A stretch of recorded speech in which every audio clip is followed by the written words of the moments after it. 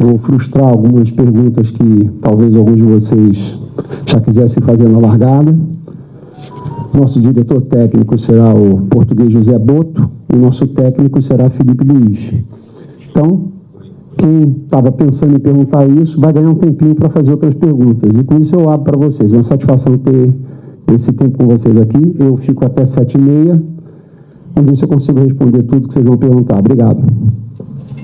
Gente, pode levantar a mão e eu peço para falar nome e veículo, por favor. Não, tá bom, tá todo mundo me ouvindo. Vai.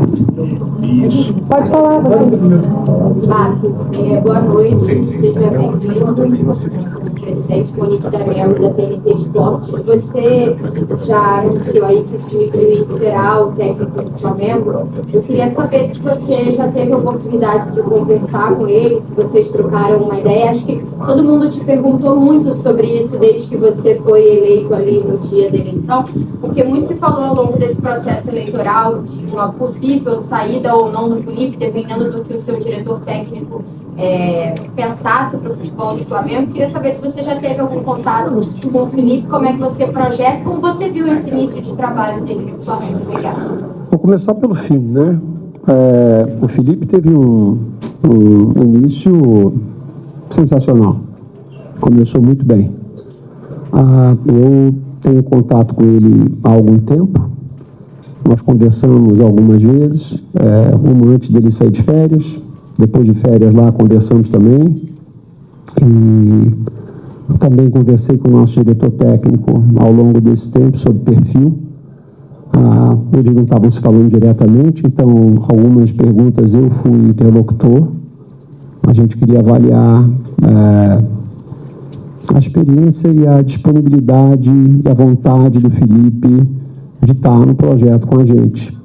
E a vontade que ele tem de ganhar e de se superar e de aprender faz com que a nossa certeza de que ele era a escolha certa para o momento ser óbvia.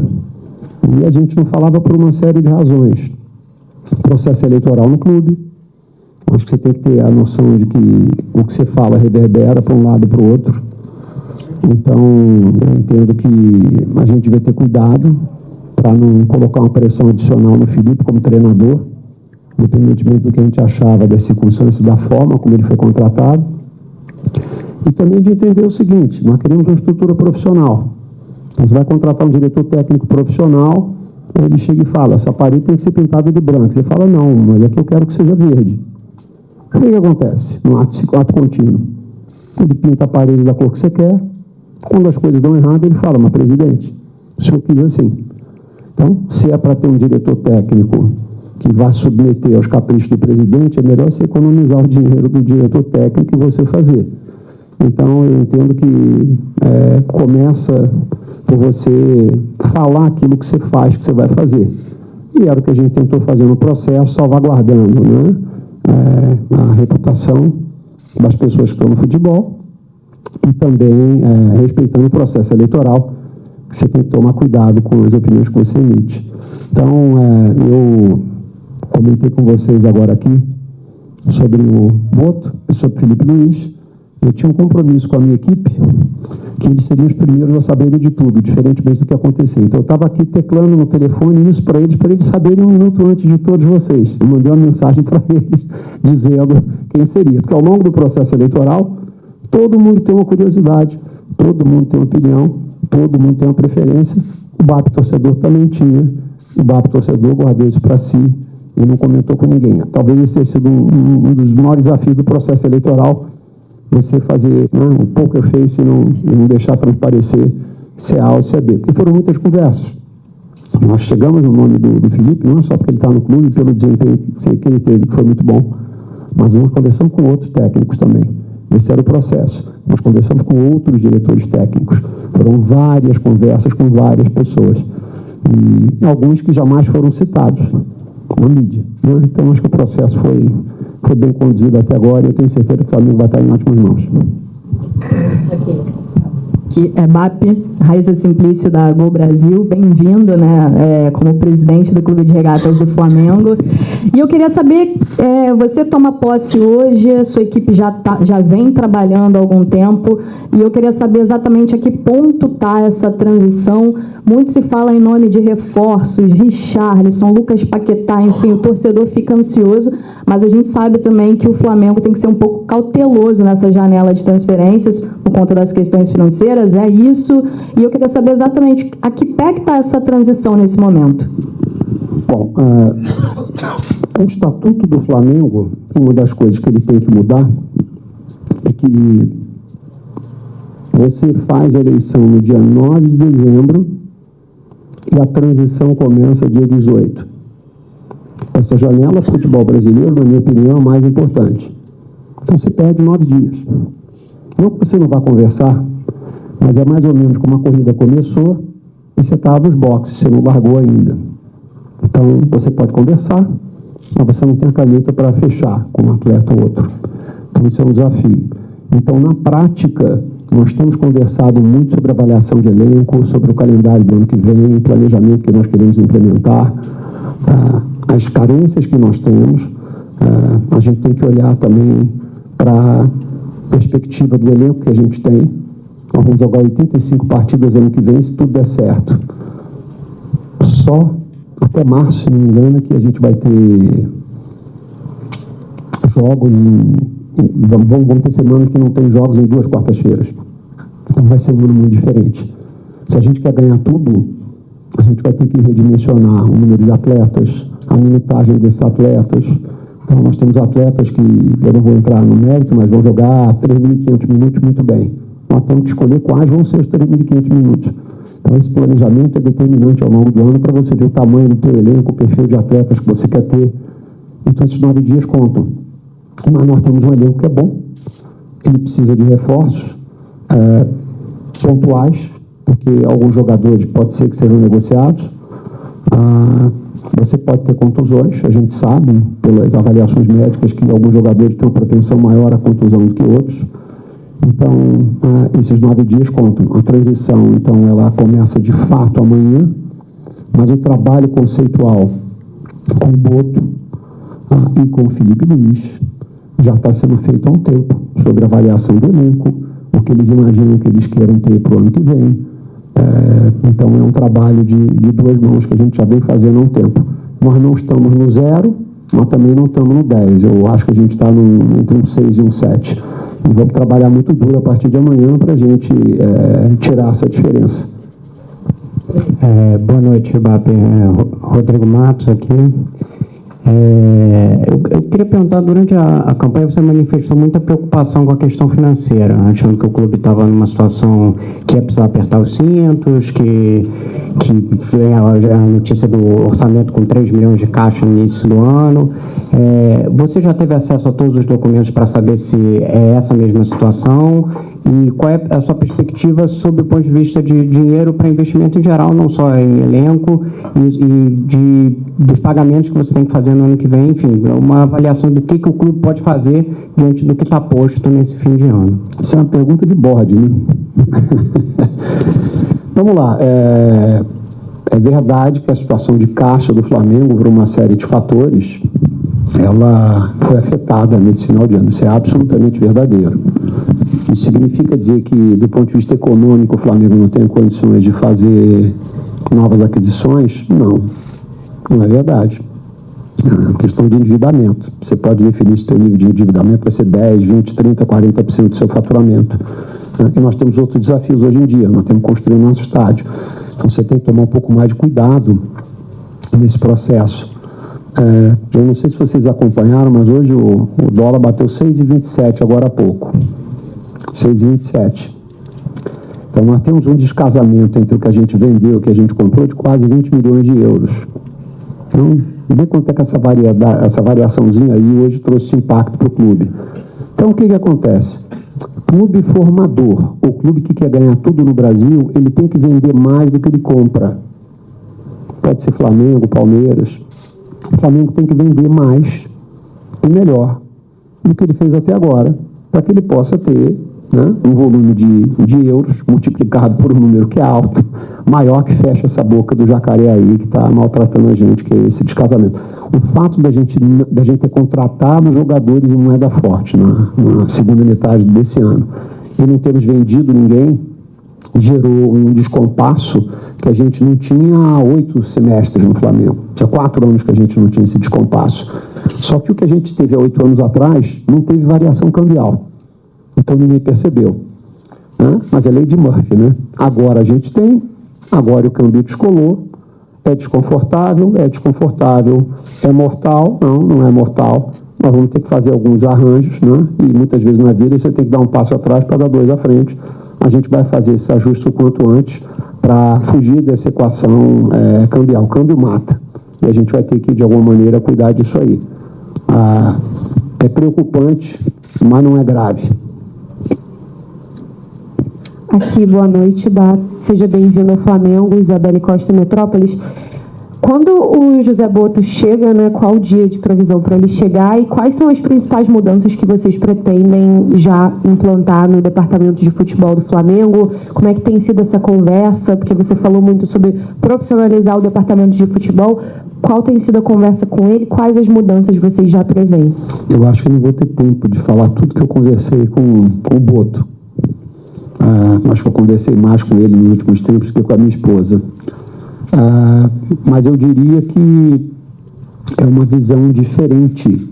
É uma visão diferente quando você tem um profissional cuidando do negócio. E ele é um cara muito experiente, já trabalhou com divisões de base, trabalhou com scout.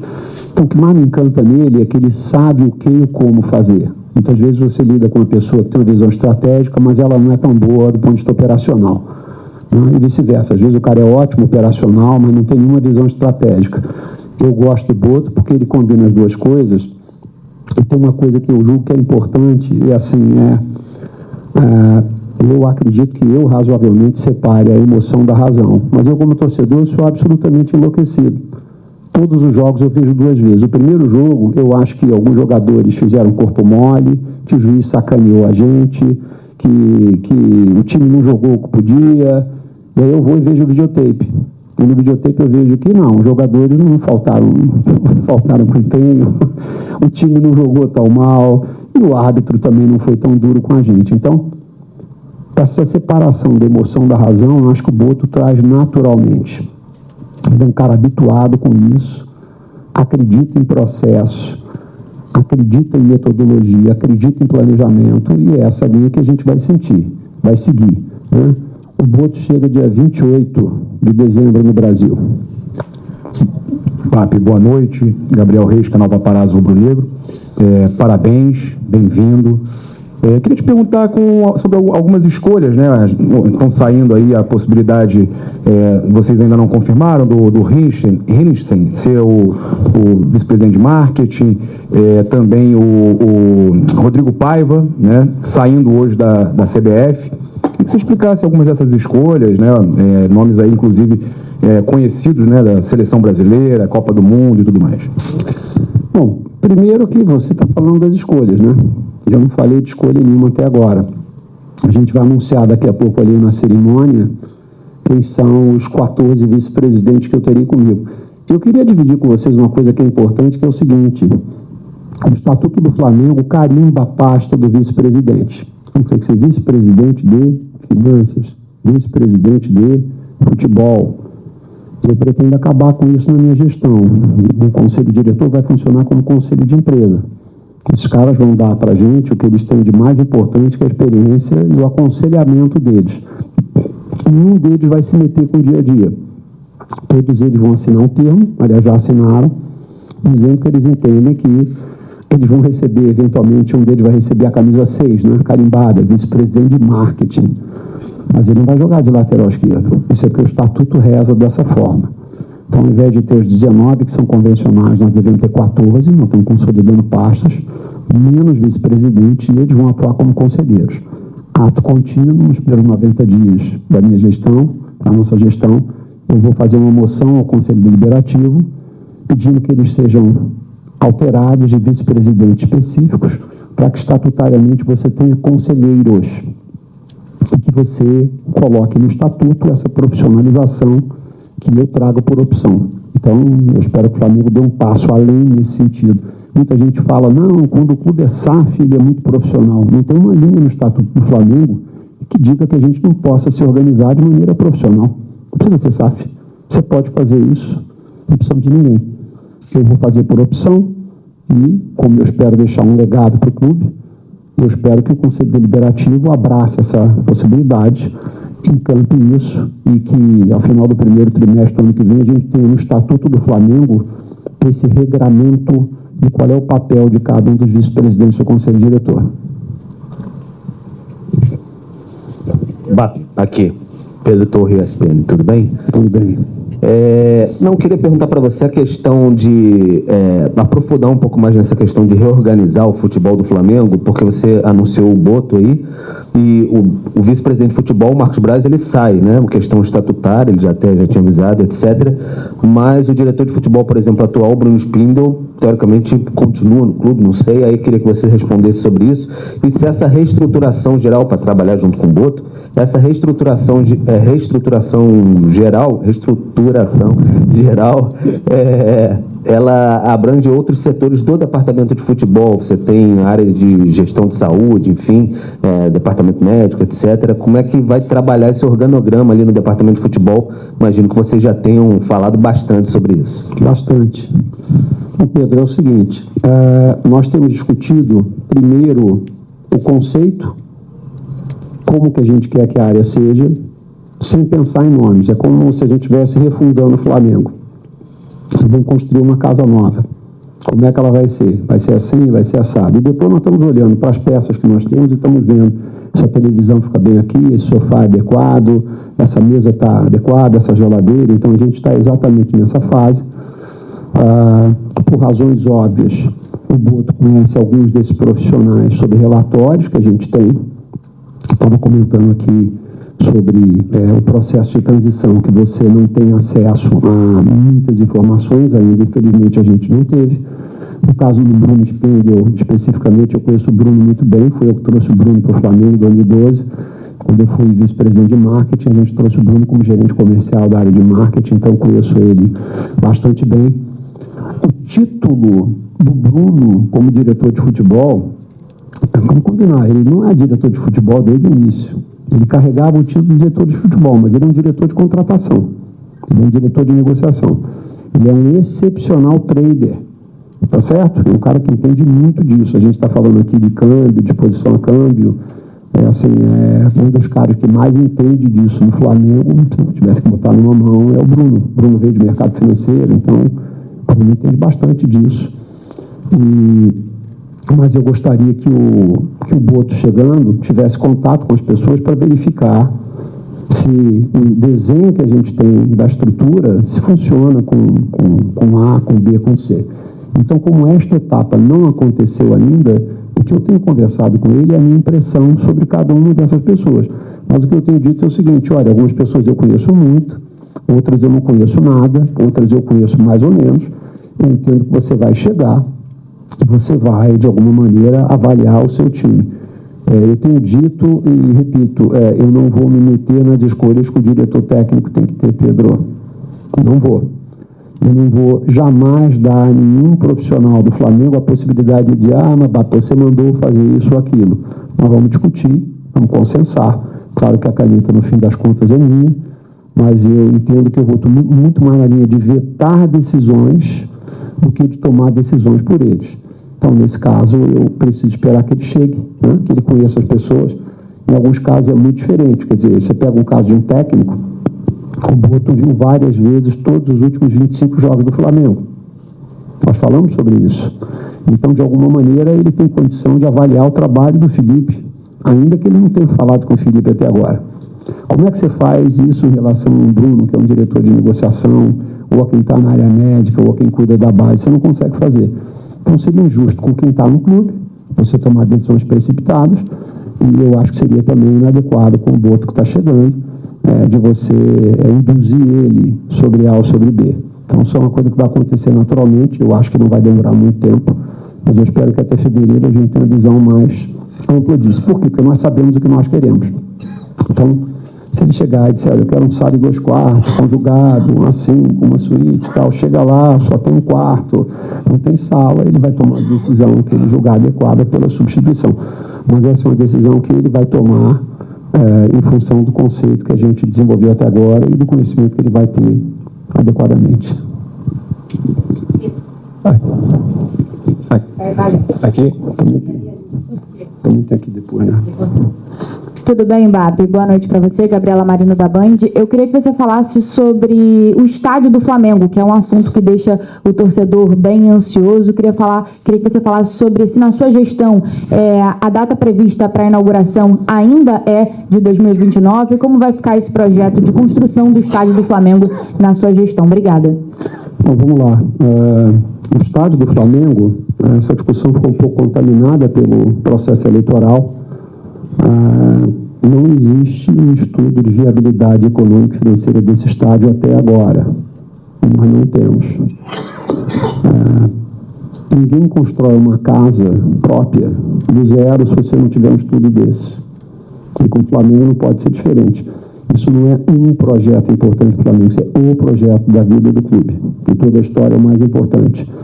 Então, eu tenho dito que é o seguinte, nós vamos fazer o nosso estádio, mas não vai ser a custa de performance esportiva, como aconteceu com o São Paulo, de 53 a 70, e vai ser a custa de um endividamento brutal, como o que aconteceu com o Corinthians. O Corinthians, em 12, era campeão da Libertadores e Mundial, e os torcedores declamavam, né, para todo mundo que daqui a 2 anos nós teremos um estádio, aí o Coringão vai ser imbatível.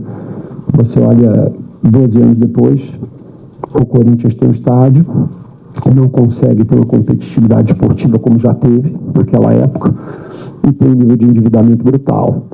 Então, nós não vamos incorrer nos mesmos equívocos aqui. Então, na sua pergunta, nós vamos construir o estádio, sim, num ritmo que a geração de caixa e de resultados do Clube de Regatas do Flamengo não prejudiquem a performance esportiva do clube, que números aí, que o meu amigo Rodrigo gosta, tem que ser 220 milhões ano, que é o que deprecia o ativo do Flamengo. Se você olhar a depreciação do balanço do Flamengo, é de 220 milhões ano.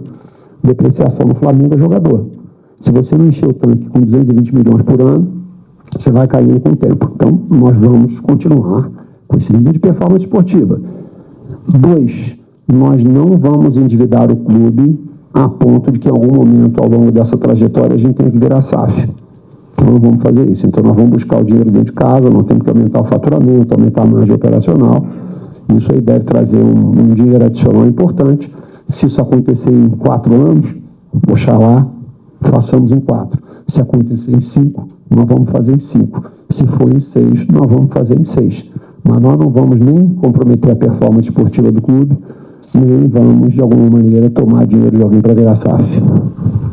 Gente, eu queria atender todo mundo, tá difícil, a gente vai fazer mais 2 perguntas e vai ter que encerrar pelo tempo. Léo, por favor.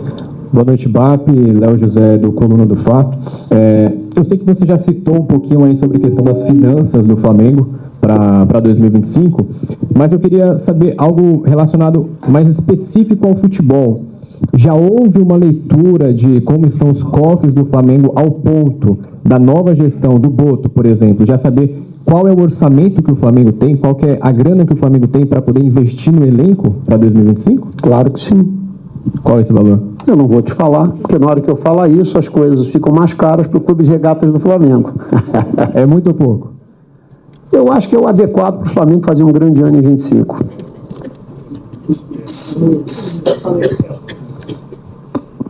Boa noite, Luísa. Obrigada.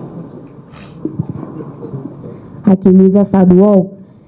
Nos últimos dias, o Flamengo publicou nas redes sociais o Landim dando a camisa 10 para o Arrascaeta.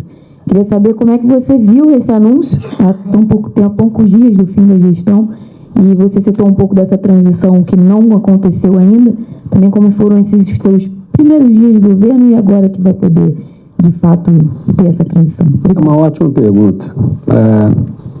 Há 2 anos atrás, eu trouxe essa ideia para o presidente do clube. A camisa 10 deve ser do Arrascaeta. Eu sempre dizia, mas está cedo, o Diego vai ficar muito tempo com a gente ainda, não é agora. E eu dizia, mas olha, presidente, na hora que a gente der a camisa 10 para o Arrascaeta, a gente ia comprar 1 milhão de camisas da Adidas. A gente devia ter o número 10, o transfer do número 10 em todas as lojas do Brasil. A gente devia ter o nome de Arrascaeta como transfer em todas as lojas do Brasil. A gente devia alavancar a relação que a gente tem com o Mercado Livre e fazer com que esses caras entregassem 24 horas em qualquer lugar do Brasil a camisa 10 do Jorginho de Arrascaeta. 2 anos depois, a gente entrega o número 10 para o Arrascaeta, não tem camisa tamanho G nas lojas, nenhuma loja sabia que isso ia acontecer, a gente não tem o número 10 nem o nome dele nas lojas para a gente vender. E o time que o Flamengo deixou de 10 a 12 milhões na mesa com esse tipo de atitude. Então, como torcedor, eu acho absolutamente meritório que a camisa 10 seja do Arrascaeta. Eu já defendi isso há um tempo. Fazer dessa forma é uma prova de amadorismo e de queimar dinheiro desnecessariamente para o Flamengo. É uma pena, mas está feito.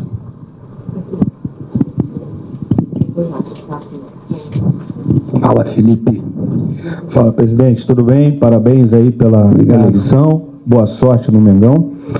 Eu queria perguntar sobre o papel, se você puder falar, do Rodrigo Toches, que esteve com você, inclusive, lá no Barbacast comigo e com o Paparazzo Rubro-Negro. Saiu na imprensa que ele recusou, né, ou teria não aceito, digamos assim, o cargo de CEO. Enfim, se você puder falar um pouco sobre isso. Bom, seria melhor que ele falasse sobre isso, né? O Toches é um amigo de vida, um companheiro de 15 anos de jornada rubro-negra. Eu me envolvi de fato com o clube em 2009, quando comprei meu título. Eu devo ter conhecido o Toches 1 semana depois de comprar o título. Uma relação de amizade, de cumplicidade, de longuíssima data. O Toches está num momento da vida dele que eu já vivi esse momento, né, de você querer, mas não poder estar assumindo determinados desafios. Então, por maior que fosse a paixão do Flamengo, tinha outras razões, eventualmente de natureza econômica, que fizessem ele ficar onde ele vai ficar mais um tempo.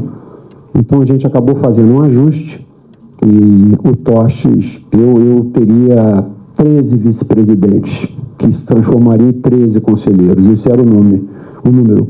Com a decisão do Toches, eu expandi para 14, porque eu não queria perder um cara do naipe, da qualidade dele, conosco ali. Então, ele vai ser um dos conselheiros, e se eventualmente ele resolver as pendências dele ao longo dessa trajetória, a gente rever em que lugar a gente vai escalar. Ele, analogamente, o Flamengo vai ter muitos jogos em 25, os desafios aqui também vão ser grandes. Eu tenho certeza que vai ter espaço para todo mundo jogar. Obrigado. Fábio, aqui, eu sou Thiago Lima do GE, boa noite. Boa sorte na sua gestão. Obrigado. Em relação à escolha do Boto, BAP, a gente sabe que você, no período que o Jorge Jesus esteve aqui, vocês foram muito próximos, você é muito próximo de Jorge Jesus. Queria saber se ele teve participação nessa indicação, se vocês conversaram sobre a escolha do José Boto. E emendar uma segunda rapidinho, se me permite. Você falou que o Flamengo vai precisar vender jogadores. O Flamengo pode ter que vender titulares também em 2025? Obrigado. Bom, vamos lá. Sobre o Jorge. O Jorge, eu acho que para todos os rubro-negros, ele é uma personalidade queridíssima, né? E assim, é uma característica pessoal.